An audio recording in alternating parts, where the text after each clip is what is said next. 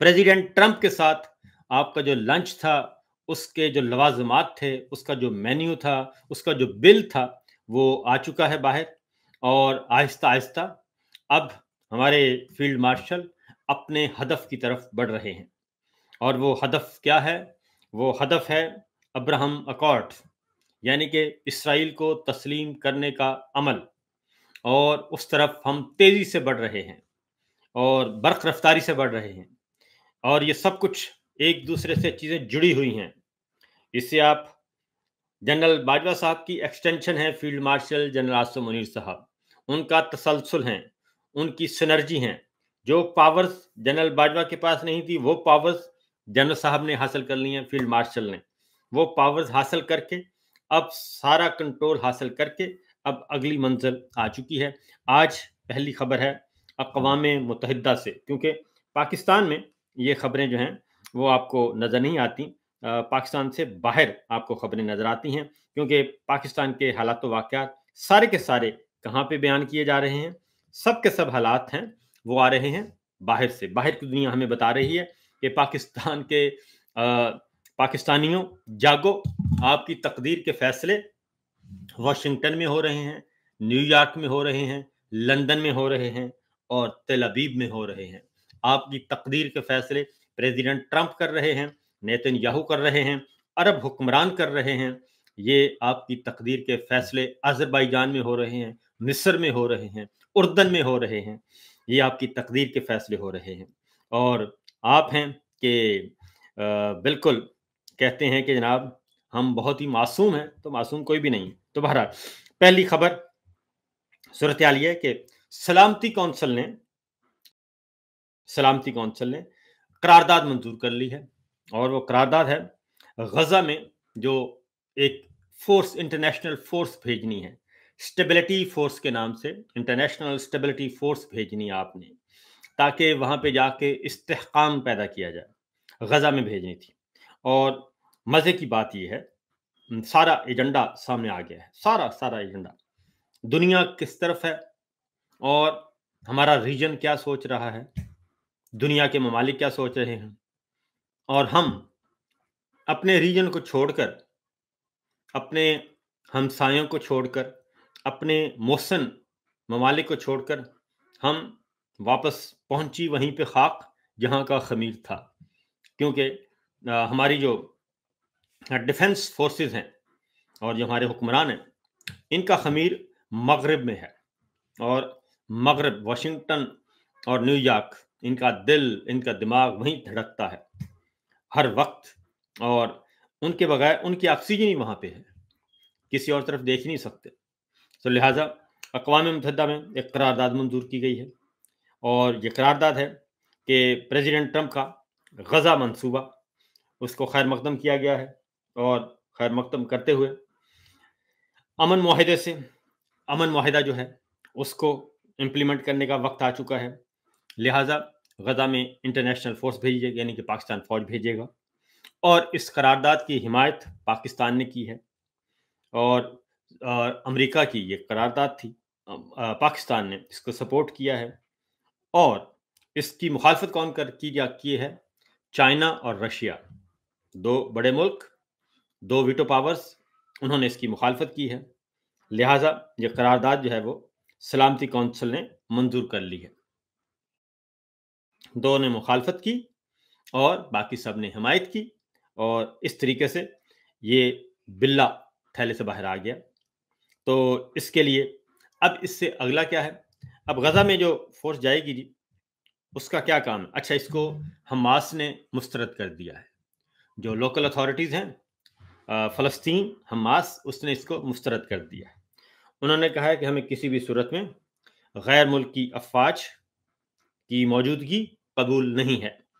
और इसीलिए आपको मैंने बताया था कि हमारे जो तवातुर के साथ दौरे हो रहे थे, हमारे फ़ील्ड मार्शल और जनाब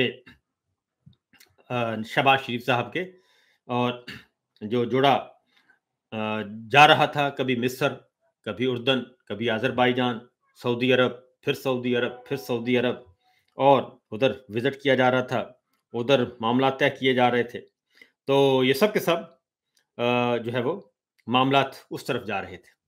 तो लिहाजा अब ये उसका आउटकम है। तो आउटकम हमारे सामने है। अब अगला क्या है?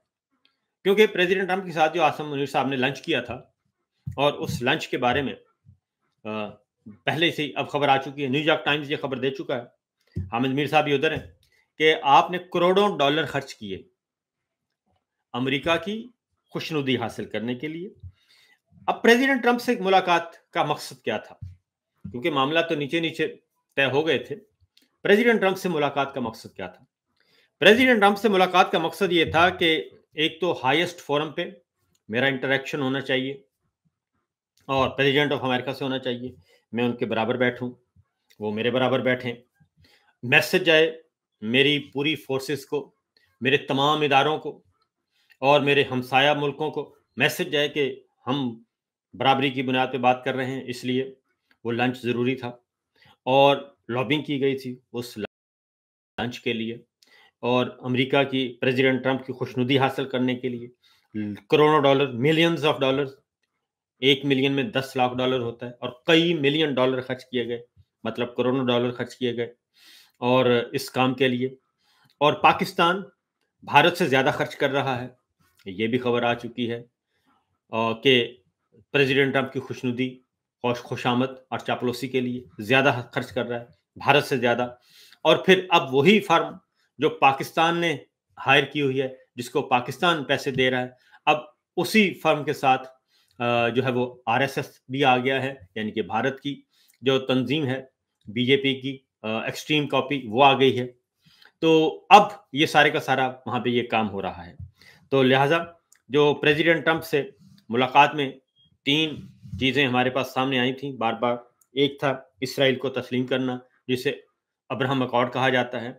दूसरा था आपका ये गज़ा फोर्सेस के साथ ही जुड़ी हुई है। दूसरा था सी पैक, सी पैक को फुल स्टॉप करना है, आपने रोकना है और वहाँ पे अमरीकी मफादात का तहफ़्फ़ुज़ करना है। चाइना की बढ़ती हुई मूवमेंट को, उसको रोकना है। और चूँकि पाकिस्तान इस वक़्त चाइना और अफ़गानिस्तान के दरमियान मौजूद है, ये शॉर्टकट है, लेकिन ये भूल जाते हैं हम कि ईरान से भी ईरान और चाइना का भी 25 साल का एग्रीमेंट हो चुका है, 25 साल या 50 साल का एग्रीमेंट हो चुका है। क्योंकि चाइना को पता था हमारा कि हम जो हैं वो हैं लोटाबाज़ हैं, हम कभी इधर कभी उधर, सुबह इधर शाम इधर, लिहाजा हम किसी वक़्त भी हमारी नज़रें ललचा सकती हैं। हम अब वो जो चीथड़ा खबर थी, उसका भी पोस्टमार्टम हो गया और कसाई आ गया है मैदान में और उस कसाई ने जाके हसनैन रफ़ीक को दाद देनी चाहिए। उन्होंने उसका इंटरव्यू कर लिया और इंटरव्यू करके वो कसाई ने बता दिया, उसने कहा जी ये तो बीबी जो हैं, ये तो मेरे पास 3-4 दफ़ा आईं, गोश्त लेने के बहाने आईं पहले तो, और उसके बाद फिर गोश्त लेने के बहाने फिर अल्टीमेटली उन्होंने मुझे दाना भी फेंक दिया और पूछना शुरू कर दिया, खोपड़ी का और सरी का और पाए का। तो उसने कहा कि मैंने तो इतने सालों से मैं गोश्त इनको दे रहा हूँ, तो ये तो मैं ज़िबा भी करने जाता था, तो सरी पाए तो वो मुझे दे देती थी और बिलामूम होता भी ऐसा ही है और वो मुझे दे देती थी और वो मैं ले आता था, बाकी गोश्त बना के उनको दे आता था। अब मैं आपको बताऊँ, सदका करना, ये सदका है जो, ये अल्लाह ताला का फरमान भी है और हुज़ूर अकरम सल्लल्लाहु अलैहि वसल्लम का भी फरमान है कि सदका बड़ी-बड़ी बलाओं से इंसान को बचाता है। और ये मैं ज़ाती तौर पे कह रहा हूँ, ये मैं रेगुलर करता हूँ, अल्हम्दुलिल्लाह रेगुलर। ये सदके वाला काम मैं रेगुलर करता हूँ और अल्लाह ताला आपको ऐसे-ऐसे बदकुमाश दुश्मनों से, खतरनाक दुश्मनों से बचाता है सदका करने से, कि जिसका आप तसव्वुर भी नहीं कर सकते। क्योंकि इंसान को तो नहीं पता कि क्या हो रहा है, इंसान के कितने इर्द-गिर्द आपके दुश्मन हैं। तो ये सदका हर कोई करता है, मैं भी करता हूँ और जितने भी जो हमारे जो समझते हैं, जो कुरान मजीद पढ़ते हैं, हुज़ूर अकरम सल्लल्लाहु अलैहि वसल्लम की अहादीसे मुबारका, हयात तय्यबा पढ़ते हैं, तो सदका तो खतरनाक तरीन बलाओं को टाल देता है और कहा जाता है कि मौत के अलावा सब कुछ टाल देता है। لیکن میں کہتا ہوں کہ دشمن کے ارادوں سے اگر اللہ تعالیٰ صدقہ بچاتا ہے تو بالکل بچاتا ہے. تو اس لیے اگر بنی گالہ میں صدقے کے بکرے ہو رہے تھے، اور بالعموم ہمیشہ ہوتے ہیں، صدر زرداری صاحب نے ایک پورے کے پورے پیر صاحب کو رکھا ہوا تھا.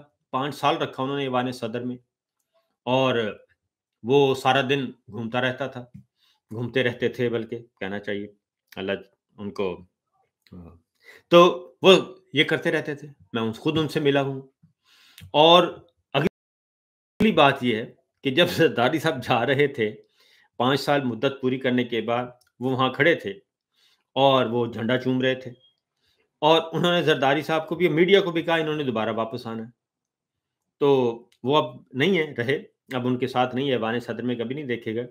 تو صدقہ جو ہے، یہ تو صدقہ تو بہت اچھی چیز ہے.